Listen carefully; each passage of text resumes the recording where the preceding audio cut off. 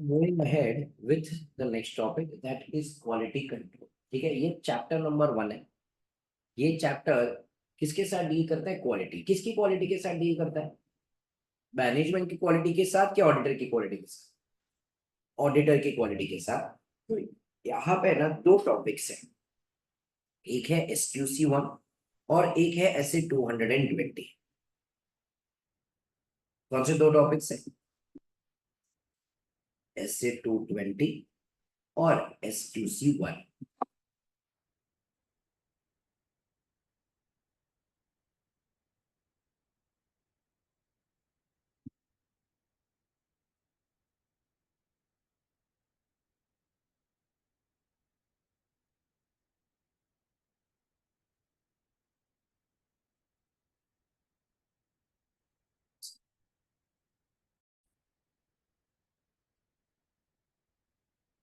और ठीक है, हमने ये चालू क्या किया है? यहाँ पे हमने क्या चालू किया है? SA 220, page number 10। SA 220 क्या कहता है? ये किसके बेसिस के ऊपर है? SQC 1। ठीक है, अब यहाँ पे क्वालिटी हम कब कहेंगे कि क्वालिटी अच्छी है? दो चीज। सबसे पहले, अगर हम हमारे सारे, वेरी गुड, यहाँ पे किसी ने लिखा है, अगर हम सारे स्टैंडर्ड्स के हिसाब से अगर ऑडिट कर रहे हैं, जो भी लॉ एंड रेगुलेशन की रिक्वायरमेंट है उसके हिसाब से ऑडिट कर रहे हैं, मतलब ऑडिट की क्वालिटी अच्छी है, तो पहले तो हमें किसके हिसाब से ऑडिट करना है? स्टैंडर्ड। और दूसरा किसके हिसाब से करना है? Law and regulation. सेकेंडली, अगर मेरा ओपिनियन जो है that is appropriate in the circumstance. What do you mean by appropriate in the circumstance? जो सबूत है मेरे हाथ में, इसके आधार के ऊपर अगर कोई और ऑडिटर भी ओपिनियन देता तो उसका भी ओपिनियन क्या होता? सेम होता। इसे हम क्या कहते हैं? अप्रोप्रिएट। क्या इसे हम क्या कहते हैं? अप्रोप्रिएट। तो auditor complies with professional standard and legal and regulatory requirement. दूसरा, जो रिपोर्ट इश्यू किया गया है इज अप्रोप्रिएट, या जो रिपोर्ट दिया गया है वो क्या है? अप्रोप्रिएट। तो वापिस एक बार, as per SA 220, objective of the auditor क्या है? is to implement the quality control procedures. Auditor complies with what? Professional standard and the legal and regulatory requirement, and the auditor's report issued is what? Appropriate in the circumstances। क्या समझा आपने को ये? ठीक है, सो हम लोग ने क्या बोला? सबसे पहले एज पर SQC 1 हम लोग क्या बोल रहे हैं? ये किसके बेसिस के ऊपर बनाया गया? SQC 1। मेरा ऑब्जेक्टिव क्या है? कि क्वालिटी रहे। क्वालिटी कब रहेगी? अगर ऑडिट किसके हिसाब से हो रहा है? Professional standard, legal and regulatory requirement के हिसाब से। और जो रिपोर्ट हम लोग ने इश्यू किया है वो रिपोर्ट हमारे लिए क्या है? अप्रोप्रिएट है। क्या ये समझा आपने को? अब SA 220 सिंस SQC के लाइंस के ऊपर बनाया गया है, ये 6 चीजों के ऊपर फोकस करता है। कौन सी 6 चीजों के ऊपर? सबसे पहले leadership responsibilities, second ethical requirements, third acceptance and continuance के वक्त क्या करना है, टीम कैसे असाइन करनी है, परफॉर्मेंस का क्या क्या करना है, और मॉनिटरिंग। तो अब ये सारी चीजें इसी के कितने में चीजों में डिवाइड की गई है? तो ये हर एक कंपोनेंट को पढ़ते हैं। सबसे पहले अगर हम लीडरशिप की बात करें, तो क्वालिटी ऑफ ऑडिट अच्छी रहे, इसकी लीडरशिप किसको दे दी गई है? Engagement partner. किसको दे दी गई है? एंगेजमेंट पार्टनर कौन है? फॉर एग्जाम्पल लेट अस से दो पार्टनर है, रमेश, सुरेश एंड कपिल। ये लोग क्या कर रहे हैं? 5 स्टार का ऑडिट कर रहे हैं। अब लेट अस से सुरेश किसका ऑडिट कर रहा है? 5 स्टार का। ओरियो का ऑडिट कौन संभाल रहा है? रमेश। तो रमेश ओरियो में क्या हो जाएगा? Engagement partner. सुरेश 5 स्टार में क्या हो जाएगा? Engagement partner. तो अब मेरे फॉर्म में 2 पार्टनर, 3 पार्टनर, 5 पार्टनर है, पर हर एक पार्टनर तो हर एक ऑडिट नहीं देखेगा। जो पार्टनर साइन करने वाला है उस रिपोर्ट को, उसे क्या क्या दिया जाएगा? Engagement partner. तो अब ओरियो की क्वालिटी, ऑडिट की क्वालिटी अच्छी है, ये जिम्मेदारी किसकी होगी? रमेश। और 5 स्टार की ऑडिट की क्वालिटी अच्छी है, ये जिम्मेदारी किसकी होगी? सुरेश। तो यहाँ पे लीडरशिप रिस्पॉन्सिबिलिटी किसके पास है? Engagement partner. तो leadership responsibility of the engagement partner is to take responsibility for overall quality of the audit engagement. तो अब यहाँ पे समझो मैं लीडर, मेरे को तुम्हें समझाना है कि भाई क्वालिटी इंपॉर्टेंट है। क्या क्वालिटी क्या है? इंपॉर्टेंट। तो मैं तुमको क्या समझाऊं? सबसे पहले मैं तुम्हें समझाऊंगा what is the importance of the quality. क्या मैं तुम्हें क्या समझाऊंगा? व्हाट इज द, जब तक मेरी टीम को इंपॉर्टेंस नहीं समझता है क्वालिटी का, क्या वो लोग सही तरह से काम करेंगे? नेक्स्ट, मैं तुम लोग को वहां पे इंपॉर्टेंस समझाते वक्त वहां पे 4 चीजें बताना चाहूँ। क्या 4 चीजें बताना चाहूँ? कि देखो हमारे काम की क्वालिटी अच्छी कब होगी, जब तुम प्रोफेशनल स्टैंडर्ड और लीगल एंड रेगुलेटरी रिक्वायरमेंट के हिसाब से काम करोगे। तो performing work that complies with professional standard and the regulatory and the legal requirement. सिर्फ यही नहीं, जो काफी वेबसाइट होती है, बिग फोर होती है, वो लोग अपने खुद के क्वालिटी कंट्रोल बनाते हैं। तुम्हारे जो भी फॉर्म्स होंगे कोई यहाँ पे सेम वेबसाइट या बिग फोर में, तो वहाँ पे स्टैंडर्ड्स तो छोड़ो, भाई फॉर्म की क्वालिटी कंट्रोल पॉलिसीज होती है। तो मैं तुम्हें बोलूंगा एज ए लीडर कि भाई हमारे क्वालिटी कब अच्छी होगी, जब तुम क्या कंप्लाई करोगे, प्रोफेशनल स्टैंडर्ड, बट तुम एट द सेम टाइम क्या कंप्लाई करोगे, forms quality control policies and procedure. क्या किसके साथ कंप्लाई करोगे, फॉर्म्स। Promising. सबसे पहले हम लोगों ने क्या बोला, performing work that complies with the and the legal and the regulatory requirement. Second, complying with the firm's control policies in the क्या यहाँ तक पब्लिक को समझना। तीसरा, हम क्या करेंगे, इश्यू करेंगे हमारा रिपोर्ट। क्या इश्यू करेंगे, हमारा रिपोर्ट। तो issue in the auditors report that are appropriate in the circumstances, मतलब हम ऐसा रिपोर्ट देंगे that is appropriate. What do you mean by appropriate, अगर हमारे बदले कोई और भी रिपोर्ट देगा तो भी उसका रिपोर्ट क्या होता है, सेम। लास्टली मैं अपनी टीम को मोटिवेट करूंगा कि अगर तुम्हें कुछ प्रॉब्लम है ना, तो यू रेज द कंसर्न्स। तो you raise the concerns without fear of reprisal, मतलब टेंशन मत लो, तुम्हारे ऊपर में एक्शन लिया जाने वाला नहीं। मतलब फॉर एग्जांपल तुम लेक्चर में बैठे हो, अगर हमें चाहिए कि तुम्हारी क्वालिटी ऑफ अंडरस्टैंडिंग अच्छी हो, तो मैं तुम्हें इंकरेज करूंगा कि डाउट हो तो भाई तुम डाउट पूछो, तुम्हारे ऊपर कोई एक्शन लिया जाने वाला है क्या, तुमको क्या है, यहाँ पे क्लास में बेइज्जत किया जाएगा कि क्या हुआ, ऐसा डाउट पूछ रहे हो। तो यहाँ पे मेरे को वो इनकलकेट करना पड़ेगा एज अ लीडर कि you can raise the concern without a fear of reprisal. तो तेरे को लगता है कि मेरे फॉर एग्जांपल प्रोग्राम में भी कहीं पे गलती है, ऑडिट प्रोग्राम में, तो भाई तू आके मेरे को बता, तू टेंशन मत ले, तेरी फाइनेंस ये कि एग्जाम की कोई छुट्टी मुट्टी मैं कैंसिल करने वाला नहीं, तेरे को एक्सटेंशन लगाने वाला नहीं। तो you don't worry, you raise the concern without a fear of reprisal. तो ये क्वालिटी क्या हो सकती है बच्ची। तो मैंने क्या समझाना चाहा, इंपॉर्टेंस ऑफ द क्वालिटी, क्या समझाना चाहा। तो मैंने इंपॉर्टेंस ऑफ द क्वालिटी में चार चीजें बताई। सबसे पहले क्या बताए, perform work that complies with the professional standard in the legal and regulatory requirement. Second, comply with the firm's policies and the procedures. तीसरा, issue the auditors report data. And चौथा, the engagement team's ability to raise the concerns without the fear of. As everyone understood this, ये हमारा क्या हो गया, importance of audit quality. क्या हो गया हमारा ये, importance of audit quality, क्या ये सबको समझे। Second, fact that the audit quality is essential for performing audit engagement। मतलब मैं अपने टीम को बताना चाहूंगा कि भाई जो क्वालिटी है वो असेंशियल है, या जो क्वालिटी है वो क्या है, असेंशियल है। मतलब क्वालिटी के बिना हम काम कर सकते नहीं।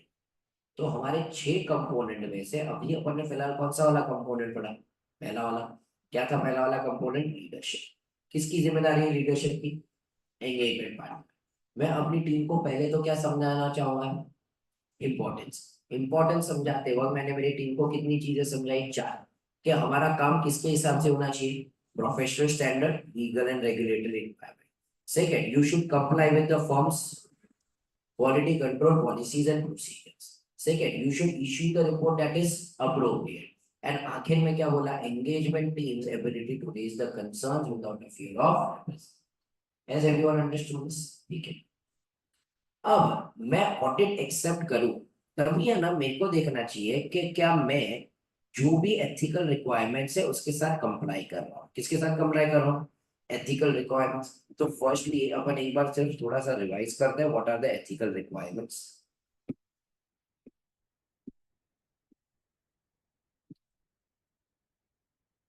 ये तो मेरे को इंटर सीए में हुआ करता था, बट इंटर सीए की चीज अभी तक याद होगी ऐसे मैं अपेक्षा कर सकता नहीं हूँ।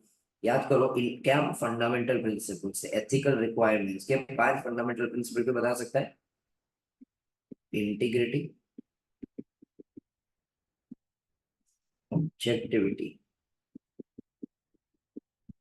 तीसरा professional competence and due care, चौथा कॉन्फिडेंशियलिटी।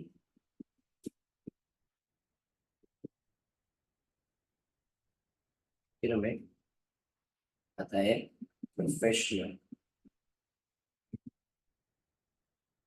बिहेवियर। सो इंटीग्रिटी मतलब ऑडिटर में क्या होनी चाहिए, ऑनेस्टी। क्या होनी चाहिए, ऑनेस्टी। ऑब्जेक्टिविटी मतलब वो क्या रहना चाहिए, अनबायस्ड रहना चाहिए। क्या रहना चाहिए, unbiased. Professional competence and due care मतलब मेरे को एक कॉम्पिटेंसी मतलब मेरे को पास एडिक्वेट स्किल्स होनी चाहिए। समझो तुम्हें रिलायंस जियो में अपॉइंट किया गया, तुम्हें टेलीकम्युनिकेशन कंपनी का ऑडिट ही नहीं आता है, तुम्हें टेलीकम्युनिकेशन का अकाउंटिंग भी नहीं आता है, are you competent enough to be auditor of Reliance? फिर उसके बाद ड्यू केयर मतलब हमें सतर्क रहना चाहिए, हमें हमारा काम डिलीजेंटली करना चाहिए, हम नेग्लिजेंस करेंगे नहीं। हमें सारी इंफॉर्मेशन की क्या रखनी चाहिए, कॉन्फिडेंशियलिटी में किसी थर्ड पार्टी को दे सकता नहीं हूँ। एंड हमें क्या रखना पड़ेगा, प्रोफेशनल बिहेवियर। ये पांच हमारे एथिकल रिक्वायरमेंट्स है। क्या ये हमारे पांच क्या है, एथिकल रिक्वायरमेंट, जिसके बेसिस के ऊपर हमारा पूरा कोड ऑफ एथिक्स में है। क्या इतना याद आ रहा है, सब कुछ पब्लिक को पढ़ा था? ठीक। नेक्स्ट ये लोग क्या बोल रहे हैं कि हमें क्या करना चाहिए, आइडेंटिफाई करना चाहिए थ्रेट्स टू इंडिपेंडेंस। तो हमें एक और कंसेप्ट रिवाइज करना पड़ेगा। क्या पब्लिक को याद है थ्रेट्स टू इंडिपेंडेंस क्या थे?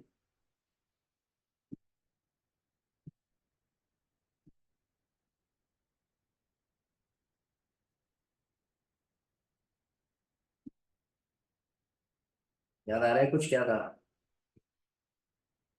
ठीक है, वेरी गुड। और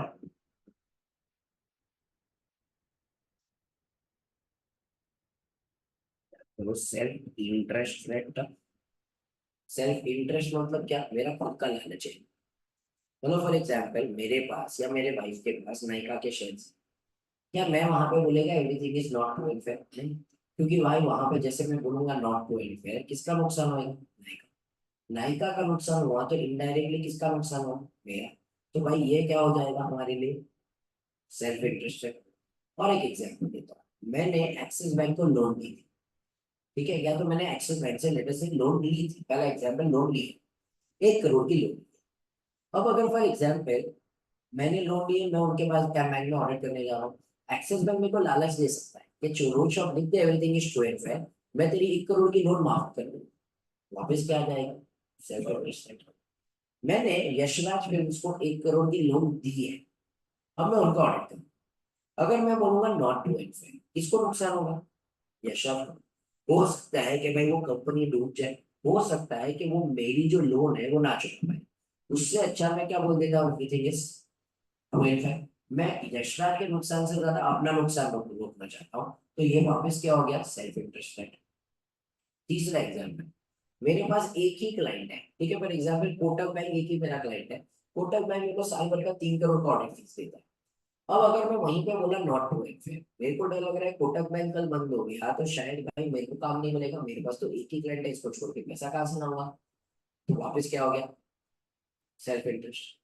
जैसे मैं महिंद्रा एंड महिंद्रा में क्या कर रहा था, ऑडिट कर रहा था, तो आनंद महिंद्रा जी बोले कि मैं देखो तू तो बहुत अच्छा काम करते हैं, एक काम कर अगले साल तो ये सीबीए का काम बंद कर दे, तू महिंद्रा एंड महिंद्रा का सीएमओ बन जा, हम तेरे को 5 करोड़ रुपया देंगे। 5 करोड़ रुपए के साथ साथ हम तेरे को एक थार देंगे। थार बोलते हैं भाई मैं बिगड़ गया, मतलब अच्छी बात है, अगले साल मैं क्या करूंगा, तुम्हारी कंपनी का क्या बन जाऊंगा, सीएमओ। अब ये साल ऑडिट करते करते मेरे को पता चला वहां पे गड़बड़ है। अब मैं लिखूंगा नॉट टू वेलफेयर, क्या अगले साल मेरे को कंपनी का सीएफओ बनाएंगे, नहीं। बनाएंगे, क्या मेरे को थार देंगे, नहीं। तो भाई मेरे को क्या लग रहा है कि उससे अच्छा चुपचाप क्या लिख देता हूँ, एवरीथिंग इज टू वेलफेयर। वापिस इसको हम क्या कहते हैं, सेल्फ इंटरेस्ट। क्या कहते हैं हम इसे। फॉर एग्जाम्पल विजय माल्या जी वापस इंडिया आ गए, उन्होंने वापस किंगफिशर एयरलाइन चालू कर दी। वो बोले भाई मेरे को किंगफिशर एयरलाइन को एकदम बड़े लेवल पे वापस लेके जाने का है। ठीक है, तो यहाँ पे वो मेरे को बोले मेरे को लोन चाहिए, वो बोले मेरे ऊपर तो कोई भरोसा करेगा नहीं, पर तू ऑडिट रिपोर्ट बना के देगा तो शायद लोग क्या दे, लोन। अब तू जितना अच्छा रिपोर्ट बनाएगा उतना अच्छा हमको लोन मिलेगा। मेरे को जितना लोन मिला उसका एक, वह क्या करेगा, 1% तेरे को क्या देगा, फीस। मतलब मेरे को 100 करोड़ का लोन मिला तो मैं तेरे को कितने का फीस देगा, 1। 200 करोड़ मिला तो उसका 1% मतलब कितना, 2 करोड़। 500 करोड़ मिला तो कितना मिलेगा, 5। अब मैं यहाँ पे ऑडिट कर रहा हूँ, मेरे को लग रहा है everything is not to and. अब मैं बोलेगा नॉट टू एंड 100 करोड़ क्या एक कोटी कौड़ी की लोन नहीं मिलेगी। विजय माल्या को लोन न मिले जाने दो, मेरे को भी तो फीस नहीं मिलेगी। तो मैं मेरे लालच में आके क्या बोल रहा हूँ, everything is to and fair. इस रिस्क को हम वापस क्या कहते हैं, सेल्फ इंटरेस्ट रेट। क्या याद आ रहा है, सब कुछ पढ़ा था अपन ने, ठीक। सेकेंड आता है सेल्फ रिव्यू थ्रेट। क्या सेकेंड क्या आता है,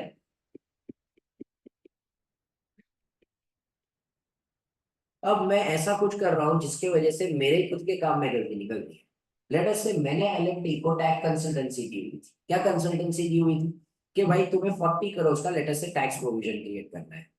अब मैं ही ऑडिटर हूँ, मैं ही बोल रहा हूँ कि भाई ये प्रोविजन फॉर टैक्स गलत है, तुम्हारी टैक्स प्रोविजन 40 करोड़ नहीं 70 करोड़ होनी चाहिए। अब मैं जैसे बोलूंगा not true and fair, public क्या बोलेगा, तेरे कहने के ऊपर तुमने क्या क्रिएट की थी प्रोविजन, मतलब तेरी कंसल्टेंसी गलत थी।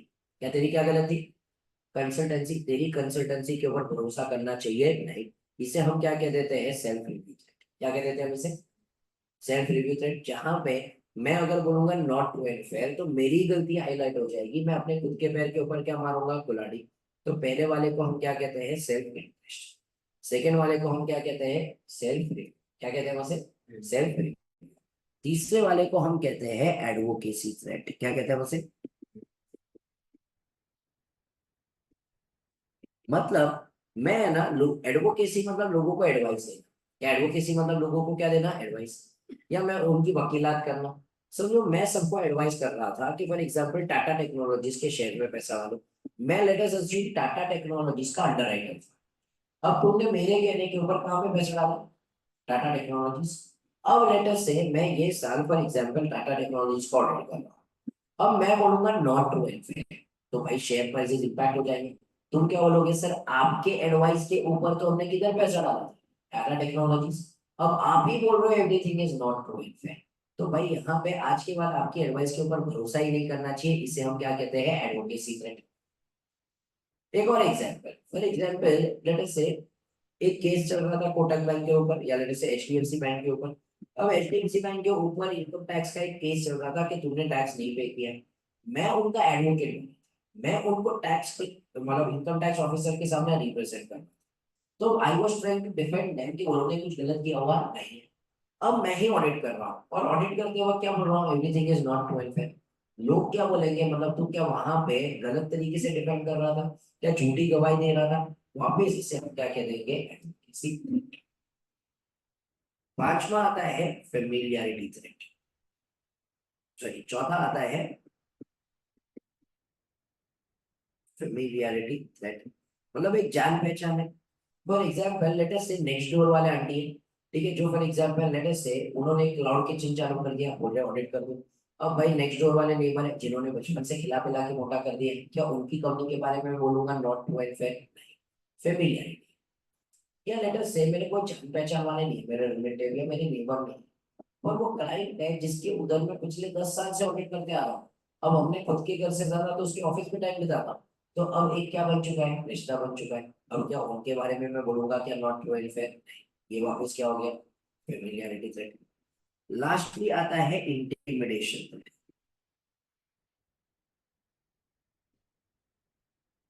इंटिमिडेशन थ्रेट मतलब मुझे डराया जा रहा है, मुझे इंटिमिडेट किया जा रहा है। मेरे को बोल रहा है चुपचाप लिख दे everything is true and fair.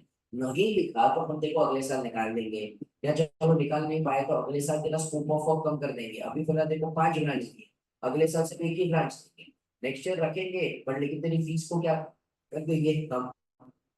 तो मुझे डराया जा रहा है, धमकाया जा रहा है। इसे हम क्या कहते हैं, थ्रेट्स टू इंडिपेंडेंस। क्या कहते हैं वैसे, तो हम पॉइंट पढ़ रहे थे एथिकल रिक्वायरमेंट्स। तो यहाँ पे the engagement partner in relation to the ethical requirements वो क्या देखें। तो याद है एथिकल रिक्वायरमेंट जो अपन ने डिस्कस की 5। अब वहां पे उसे क्या देख रहे हैं कि क्या कोई थ्रेट्स टू इंडिपेंडेंस है, क्या है कोई threats to independence regarding the engagement that safeguard may not be able to eliminate or reduce to an acceptable level। जब भी थ्रेट होता है ना, हम कोशिश करते हैं थ्रेट को एलिमिनेट करने की या तो सेफगार्ड करने की।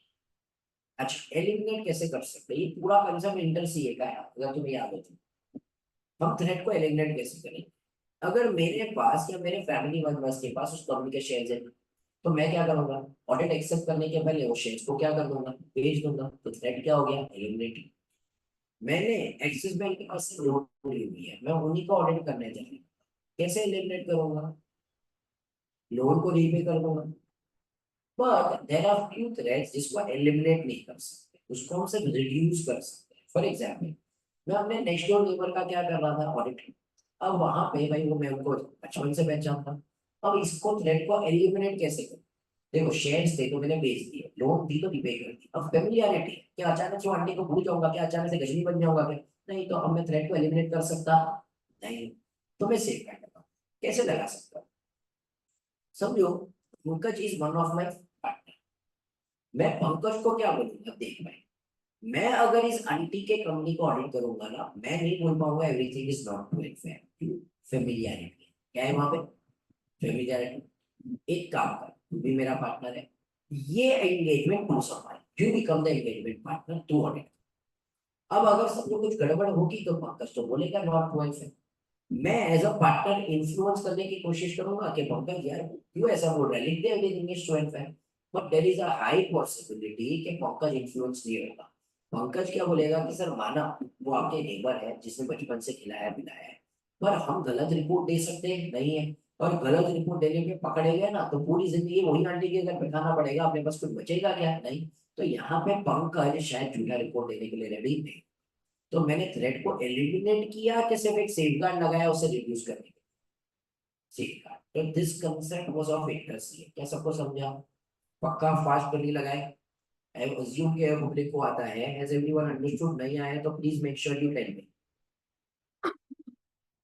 ठीक है, सो यहाँ पे पहले एंगेजमेंट पार्टनर क्या देखेगा, क्या एथिकल रिक्वायरमेंट्स कंप्लाई कर रहे हैं।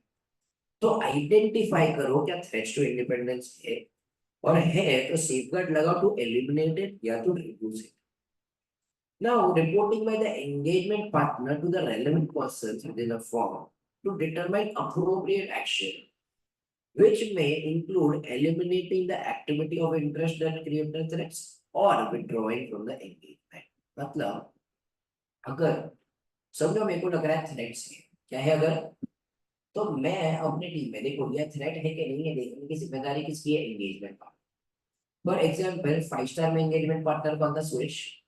अब उसे लगा कि थ्रेट्स टू इंडिपेंडेंस है, तो दूसरे अप्रोप्रिएट पर्सन को, कौन है अप्रोप्रिएट पर्सन, रमेश, उसको जाके बता देगा कि भाई देखो यहाँ पे थ्रेट्स है, हमें इस थ्रेट को क्या करना चाहिए, एलिमिनेट।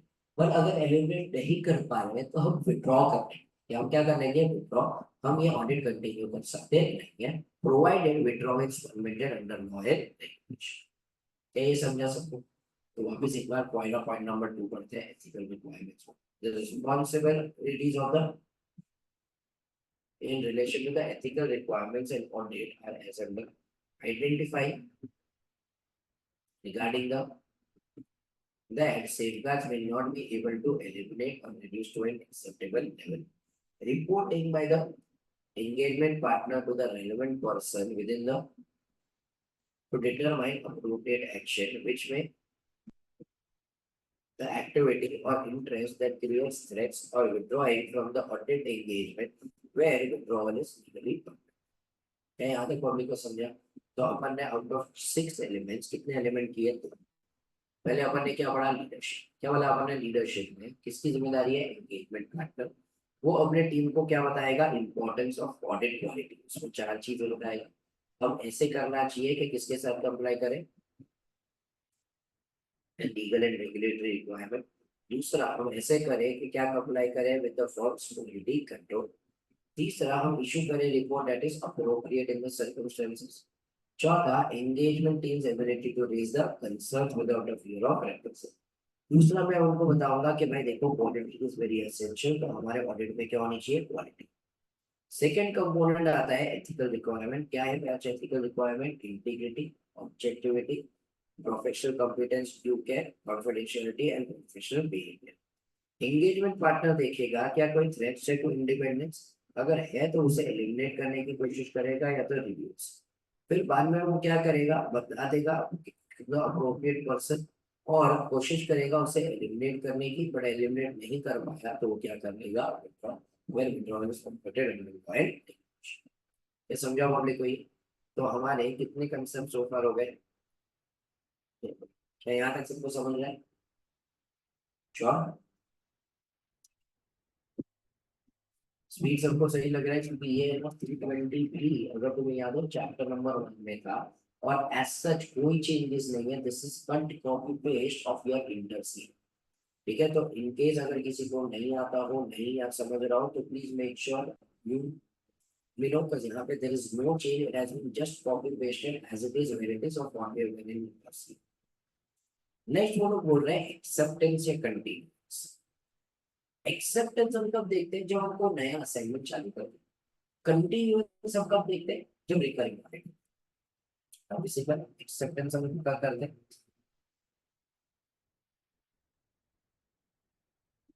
कंटिन्यूस हम कब देखते हैं। सो यहाँ पे ये लोग क्या बोल रहे हैं कि एक्सेप्टेंस एंड कंटिन्यूस में अपना क्या है। तो सबसे पहले ये लोग क्या बोल रहे हैं कि जब भी हम एक्सेप्टेंस या कंटिन्यूस देखेंगे, हम वहां पे क्या देखना चाहेंगे, सी एस आई क्या देखना चाहेंगे, सी एस आई क्या देखना चाहिए हमें। What do you mean by C S I. सबसे पहले क्या हम कंप्लीटेंट है, क्या हम क्या है।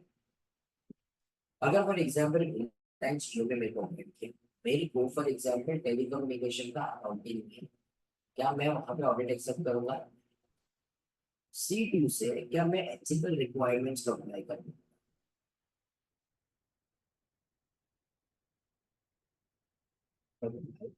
एथिकल रिक्वायरमेंट्स, अगर मेरे को पता है कि मैं एथिकल रिक्वायरमेंट का अप्लाई नहीं करूंगा, मेरे को पता है मैं integrity, objectivity, professional competence, care, confidentiality, professional behaviour रखी नहीं है, क्या मैं ऑडिट एक्सेप्ट करना चाहूंगा। ये साल ऐसे कोई सिग्निफिकेंट मैटर्स आएंगे। लेट अस से ये सर हमारे ऊपर क्या डाल दिया गया रूल्स, तो मेरे को बताओ क्या मैं in this case audit accept करना चाहूंगा या कंटिन्यू करना चाहूंगा। आई से मेरे को जो ओनर्स है उन्हीं के इंटीग्रिटी के ऊपर। फॉर एग्जाम्पल ओनर कौन है भाई, विजय माल्या। मैं सोचता हूँ कि मैं लाइफ में एक ऑडिट कम करूंगा, बट ऐसे इसकी जगह पे नहीं जाना चाहता जहाँ पे मेरे को रिस्क ऑफ फ्रॉड क्या लग रहा है। तो मैंने एक्सेप्ट किया या कंटिन्यू किया, हमें कौन कौन सी चीजें देखा, सी एस आई। पहले सी से मैंने क्या देखा, क्या हम कॉम्पिटेंट है। सी टू से हमने क्या देखा कि हम क्या कंप्लाई कर रहे हैं, external requirement.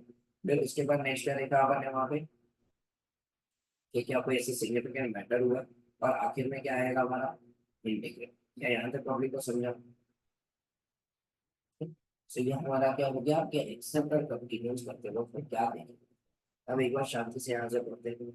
The responsibility of the engagement partner in this regard, in an audit of the engagement, is in the lines of which requires the firm should obtain such information as it considers necessary in the circumstances before accepting an engagement with the new.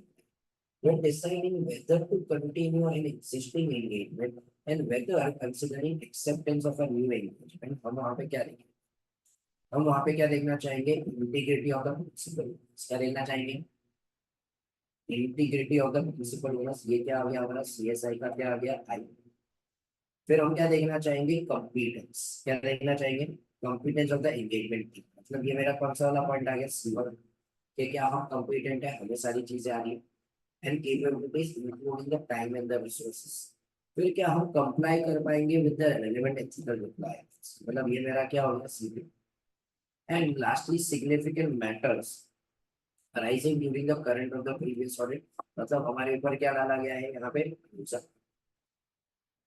and the implication on the and their implication and their implication says the engagement partner in determining whether the conclusion reached regarding acceptance continuance are appropriate। तो अर्थात मैंने acceptance and continuance के बाद क्या देखा, चार चीजें देखी, सी एस आई। सी से क्या मैंने क्या देखा, क्या मैं कंप्लीटेड हूँ। सी टू से हम क्या कंप्लाई कर रहे हैं, एथिकल रिक्वायरमेंट। एस से क्या आया है, कोई सिग्निफिकेंट मैटर। और आई से मैं क्या देखना चाहता हूँ, क्या यहाँ पे समझा सकते हो पक्का। ये हमारा क्या हो गया, एक्सेप्टेंस एंड कंटिन्यूएंस। ये तीन पॉइंट्स अपन ने पढ़े। पहला वाला क्या पढ़ा, लीडरशिप क्या पढ़ा अपन ने। सेकंड क्या पढ़ा, रेलेवेंट एथिकल रिक्वायरमेंट। तीसरा क्या पढ़ा, एक्सेप्टेंस एंड कंटिन्यूएंस। लीडरशिप में मैंने पहले उनको लीडरशिप का इंपॉर्टेंस बताया। मैंने क्या बताया, इसके साथ काम करेंगे professional standard and regulatory requirement. दूसरा हम क्या अप्लाई करेंगे, फॉर्म की क्वालिटी। तीसरा हम क्या देंगे, reports that are appropriate in the circumstances. And last में हम क्या करेंगे, raise the concerns without the fear of what. Next यहाँ पे हम लोग क्या बोल रहे हैं कि एथिकल रिक्वायरमेंट्स में हमें क्या देखना है। सबसे पहले आइडेंटिफाई करो कि वहाँ पे क्या है, कोई थ्रेट्स टू इंडिपेंडेंस। अगर है तो तुम उसे क्या करो, क्या करने की, एलिमिनेट करने की, to reduce it to an acceptable level. Next वहां पे अगर एलिमिनेट करना पॉसिबल नहीं है तो हम क्या कर देंगे, अब एक्सेप्टेंस एंड कंटिन्यूएंस में हम क्या देखेंगे, सी एस। सबसे पहले सी से क्या हमें क्या कंप्लीटेड, तो सी टू से क्या मैं एथिकल रिक्वायरमेंट अप्लाई कर रहा हूँ, एस से क्या कोई सिग्निफिकेंट मैटर आए, और आई से इंटीग्रिटी अगर सुपर। तो यहाँ तक समझा, छह में से हमारे कितने कंपोनेंट हो गए, ठीक। क्या यहाँ तक सब साथ में। अब मेरे को अगर मेरी टीम को असाइन करना, मतलब मेरी टीम सिलेक्ट करना, अज्यूम करो कि अब तुम है ना इंटरव्यू ले रहे हो, तुम टीम सिलेक्ट कर, तुम क्या देखना चाहोगे कि तुम्हारी टीम को क्या है। तुम्हें चाहिए ऑडिट की क्वालिटी अच्छी है, तुम आज एक सीए बन गए, तुम अपनी टीम को सिलेक्ट करो, तुम्हारी टीम को क्या आना चाहिए, तुम इंटरव्यू में क्या देखना चाहोगे। Everyone sitting online as well, तुम जब टीम बना रहे हो तो भाई क्या क्या देखना चाहो, क्या नॉलेज, किसका नॉलेज, क्या नॉलेज होना चाहिए उसके पास। हाँ, चलो हमारा नॉलेज होना चाहिए, पर क्या नॉलेज होना चाहिए, बिल्कुल।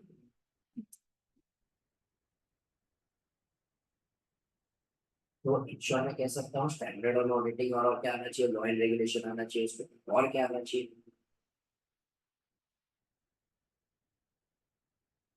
अकाउंटिंग, ठीक है ना, वो तो वही प्रोफेशनल कॉम्पिटेंसी सब में आ गया, ठीक है, और क्या आना चाहिए।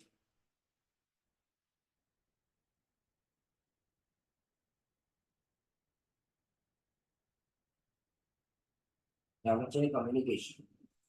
याद करो जब मैंने अपनी टीम को क्या बता रहा था, इंपॉर्टेंस बता रहा था ऑडिट का, आई मीन क्वालिटी का, तो मैंने क्या बोला था, क्वालिटी कब रहेगी, जब तुम किसके साथ अप्लाई करोगे, professional standard and legal regulatory requirement. Second, तुम्हें किसके साथ अप्लाई करना पड़ेगा, प्रोफेशनल सॉरी फॉर्म की क्वालिटी कंट्रोल। तीसरा, तुम्हें क्या आना चाहिए, issue the report that is appropriate in the circumstances. और चौथा, you should raise the concerns without a fear of repress. जब ये चार चीजें मेरी टीम करेगा तो ही क्वालिटी अच्छी होगी। अब मैं इंटरव्यू नहीं, मैं इंटरव्यू लेते वक्त क्या देखूंगा, क्या मेरी टीम को professional standard and legal and regulatory requirement आते हैं। बस अगर नहीं आते हैं तो वो लोग सही क्वालिटी के साथ काम ही नहीं कर पाएंगे। सेकेंड, क्या मैं इंटरव्यू के बाद देखूंगा कि क्या उसको मेरे फॉर्म के पॉलिसीज एंड प्रोसीजर्स आते हैं, नहीं देखूंगा ना। क्यों, क्योंकि हर एक फॉर्म के पॉलिसीज एंड प्रोसीजर्स क्या होते हैं, अलग होते हैं। मतलब ये तो मेरे को सिखाने पड़ेंगे ना, मतलब हर एक फॉर्म के थोड़ी क्वालिटी एंड कंट्रोल सबको आते रहेंगे। तो यहाँ पे ये तो मेरी जिम्मेदारी है। याद करो तुम लोग ने काफी बार सुना रहेगा इंडक्शन ट्रेनिंग चल रहा है, तो इंडक्शन ट्रेनिंग में, इंडक्शन प्रोग्राम में सिखाते क्या है, ये सारी चीजें। तो भाई वहां पे इंडक्शन ट्रेनिंग आज कुछ चल रहा है, तो मेरी जिम्मेदारी है एज एन ऑडिटर कि मैं क्या करूँ, सामने वाले को ये सारी चीजें क्या कर दूं, सिखाऊं।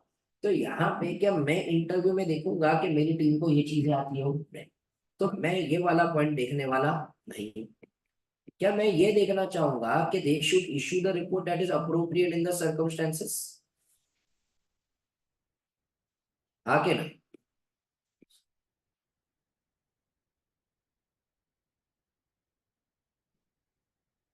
क्या मैं वहां पे देखूंगा that they are able to issue the reports that are appropriate in the circumstance, yes. तो मैं जब वो लोग का इंटरव्यू लूंगा मैं ये चीज देखना चाहूंगा।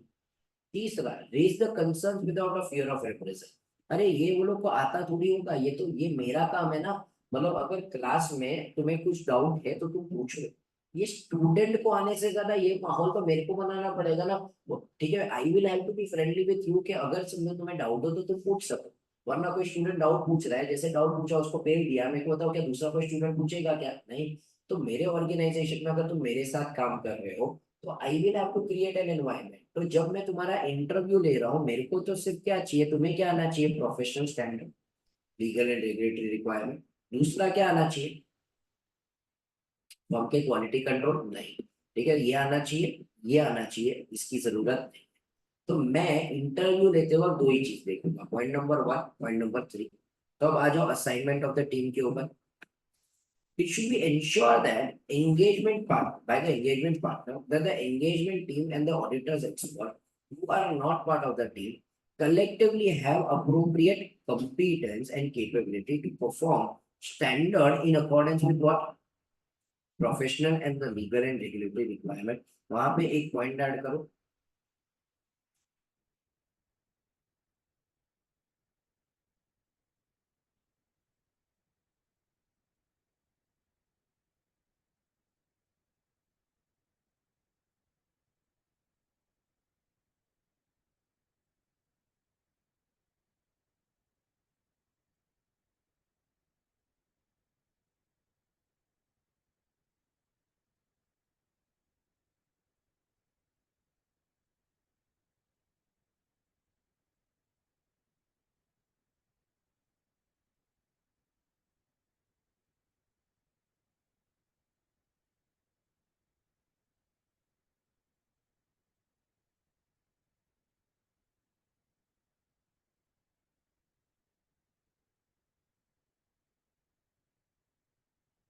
So यहाँ पे क्या क्या आ गया, assignment of the engagement. Obviously, but it should be ensured by the engagement team and any auditor expert who are not part of the collectively have the appropriate competence and capability to perform the engagement in accordance with the professional standard and the regulatory and ethical requirement. दूसरा, issue the report of this appropriate in the circumstances. क्या समझा आपने को ये? तो ये मैंने क्या किया, नेक्स्ट वाला पॉइंट नंबर 4. तो यहाँ पे सबसे पहला पॉइंट क्या था, लीडरशिप. लीडरशिप में मैं समझा रहा था लीडरशिप का इंपॉर्टेंस क्या है, फिर रेलेवेंट एथिकल रिक्वायरमेंट, एक्सेप्टेंस के बाद क्या देखना है, सीएसआई, और आखिर में क्या आ गया हमारा असाइनमेंट. क्या यहाँ तक सबको समझाया? कितने कंपोनेंट हो गए अपने? 4. अब नेक्स्ट हमारा क्या आता है, एंगेजमेंट परफॉर्मेंस. क्या आता है हमारा? Engagement performance. अब जब एंगेजमेंट परफॉर्म हो रहा है, मेरे को वहां पे क्या करना पड़ेगा, मेरा डीआरएस यूज करना पड़ेगा. क्या यूज करना पड़ेगा? DRS. What do you mean bye DRS? मेरे को उनका काम डायरेक्ट करना पड़ेगा, मेरे को उनका काम सुपरवाइज करना पड़ेगा, मेरे को उनका काम रिव्यू करना पड़ेगा. The engagement partner has a responsibility for direction, supervision, and performance of the audit engagement in accordance with the professional standard and legal and regulatory requirements. So he is responsible for report being appropriate. For the review of audit documentation, क्या करना पड़ेगा मेरे को? Review. ठीक है, तो मेरे को क्या करना पड़ा, डायरेक्शन, सुपरवाइज, और क्या करना पड़ा, review. Before issue the report, उसके बिना मैं अपना रिपोर्ट दे सकता. तो एंगेजमेंट पार्टनर को परफॉर्मेंस सही से हो, इसके लिए क्या देखना पड़ेगा, डीआरएस का देखना पड़ेगा. क्या होता है डीआरएस? डी से क्या होता है, डायरेक्शन, आर से क्या होता है, रिव्यू, और एस से क्या होता है, supervise. He is responsible for the auditor's report being appropriate in the circumstances. Further, review the audit documentation before issue of the report is his responsibility. It has to be ensured that sufficient and appropriate evidence has been obtained. He has to ensure that what has been obtained to support the conclusion. उसके बिना वो report दे सकता नहीं है. तो performance के बाद उसे देखना है कि हमारे पास क्या है. जहां पे भी हमें कोई ऐसे मैटर्स मिले जो डिफिकल्ट है या कंटेंशियस मैटर्स है, कंटेंशियस मतलब जिसके ऊपर शायद डिफरेंस ऑफ ओपिनियन है, वहां पे मेरे को क्या लेना पड़ेगा, कंसल्टेशन. क्या लेना पड़ेगा, कंसल्टेशन. सो यहाँ पे ये लोग क्या बोल रहे हैं कि हमें क्या यूज करना चाहिए, DRSC. क्या यूज करना चाहिए, DRSC. What do you mean bye DRSC? D से मेरे को क्या करना चाहिए, डायरेक्शन. एस से क्या करना चाहिए मेरे को, सुपरवाइज. फिर क्या करना चाहिए मेरे को, रिव्यू लेना चाहिए. और जहां जहां पे जरूरत है मैं क्या ले लूंगा, कंसल्टेशन. क्या ले लूंगा मैं, कंसल्टेशन. क्या समझा आप अपने को ये? तो ये हमारा क्या हो गया, एंगेजमेंट परफॉर्मेंस. क्या हो गया हमारा ये, एंगेजमेंट परफॉर्मेंस.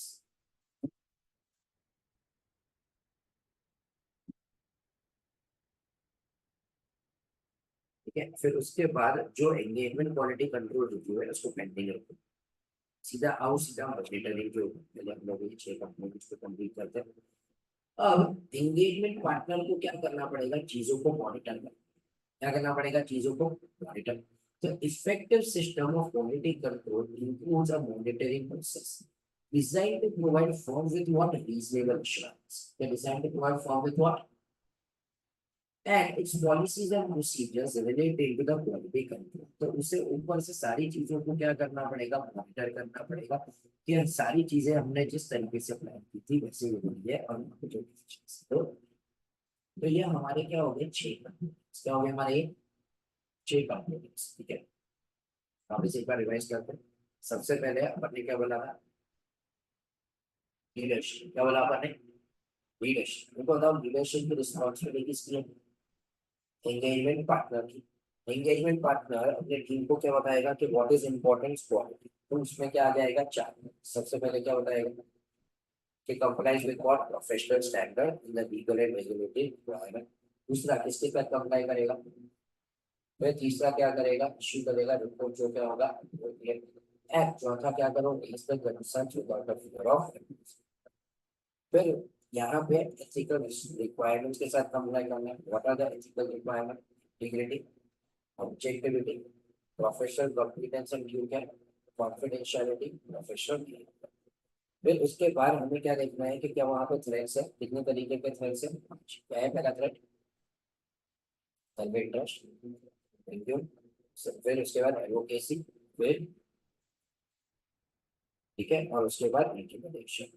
यहाँ पे मेरा काम क्या होगा एंगेजमेंट पार्टनर का, कि मैं दूसरे पार्टनर जो भी दूसरे अप्रोप्रिएट पर्सन है उनको भी बता दूं, और मैं थ्रेड को क्या करूँ एलिमिनेट करूँ, और या तो उसे क्या करूँ या विड्रॉ कर लूँ, unless withdrawal is prohibited by law and regulation.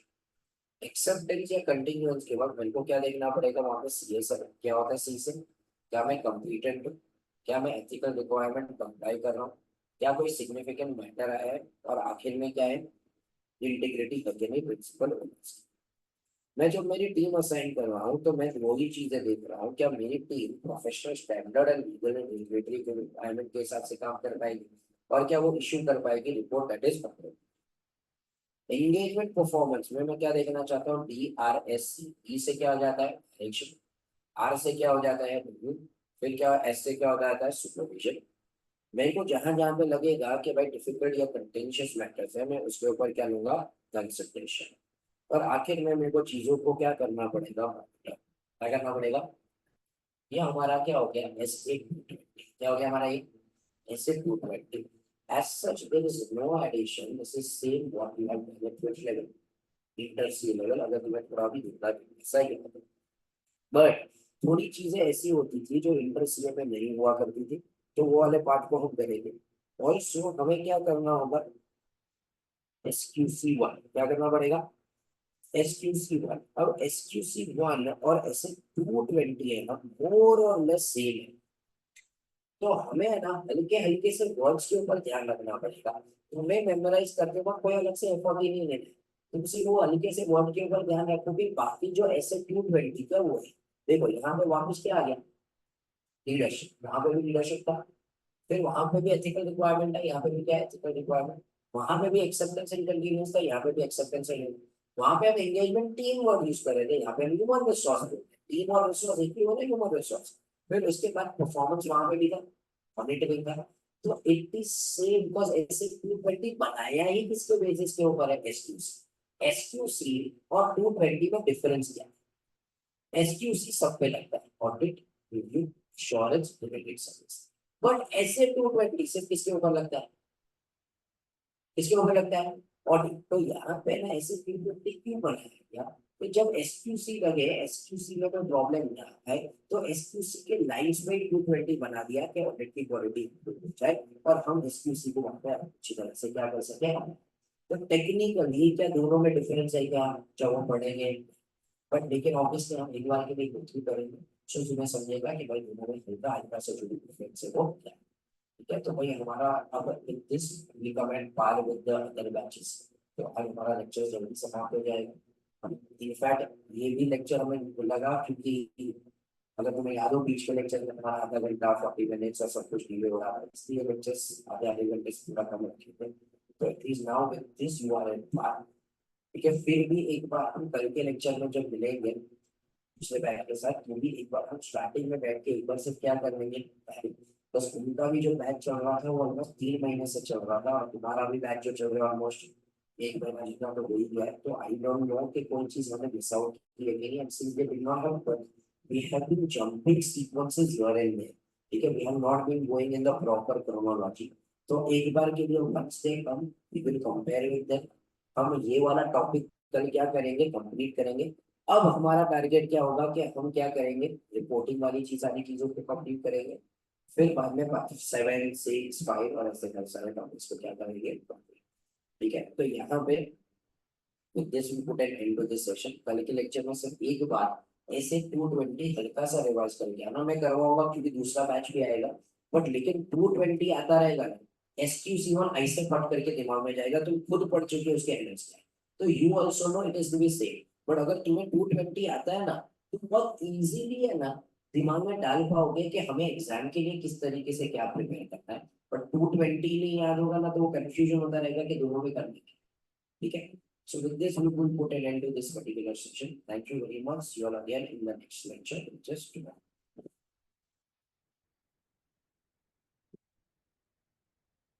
अगर एक बार सब क्या करना, कल के लेक्चर में आने से पहले अपने नोटबुक या पेंसिल में कहीं पर पेंसिल से लिख के आना कि अपना क्या है ना, सो इजली